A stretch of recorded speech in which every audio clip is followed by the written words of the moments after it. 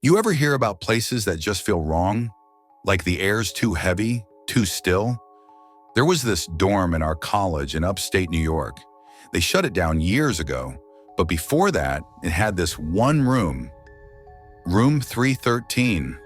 Nobody talks about it now, but I knew someone who stayed there back in the days.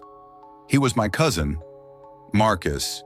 He was a freshman, transferred in late fall.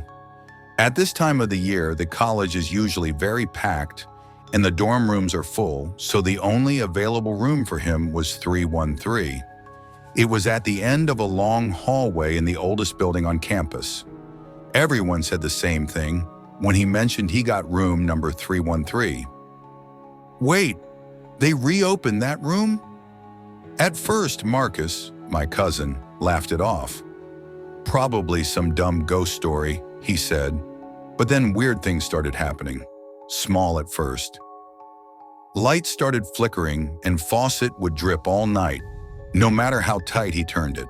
His phone would buzz at exactly 3:13 a.m. every single night, with no message, no caller ID, and every time he answered it, he would just hear distorted whispers. He told his roommate Jake about everything, and the calls he has been getting, but Jake brushed it off saying, "It's an old building, man, relax."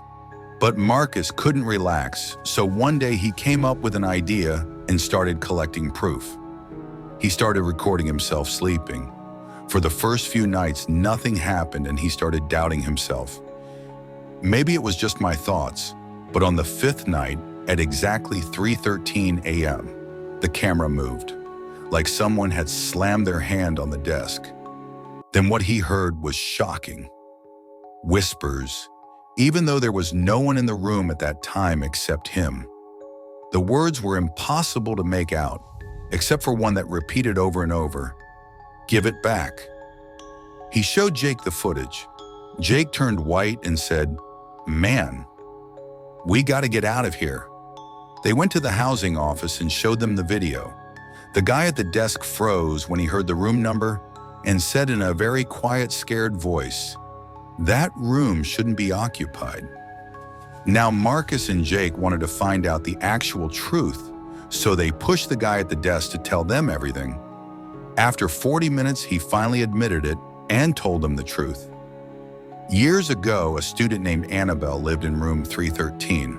She was obsessed with rituals, symbols, summoning stuff, and then one night she told her friends that she was summoning a demon from the upside down. She locked herself in and didn't come out for 3 days. On the fourth day, the campus security decided to break in, but what they saw was shocking and horrifying. Annabelle was gone. There was no sign of her, just hundreds of pages of writing on the walls in blood, a triangle drawing on the floor. But one strangest thing of all was that there was this dark green slime everywhere in the room. After that day, the entire campus fell into a fear. Whispers replaced laughter, and no one dared walk past the old wing after dark.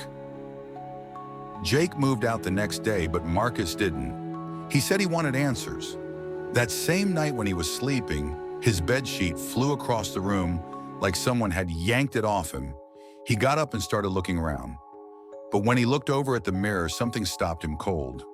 Written in what looked like blood were the words, "I'm in the mirror and they won't let me leave." 2 days later, they found Marcus. His body was slumped over his desk. The paramedics said it was a heart failure, but his eyes were wide open, like in horror, and every mirror in the room was shattered, except for one.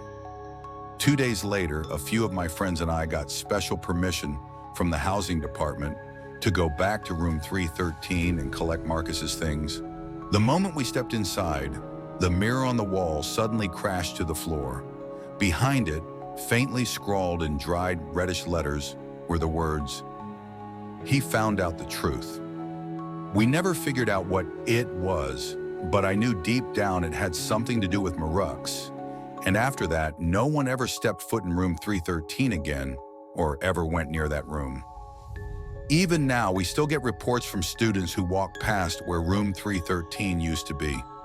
They say they hear tapping, slow, deliberate, like fingernails dragging across glass. And once, Just once, I swear I heard Marcus's voice, faint and broken, whispering, "Help me. I'm stuck in here with them."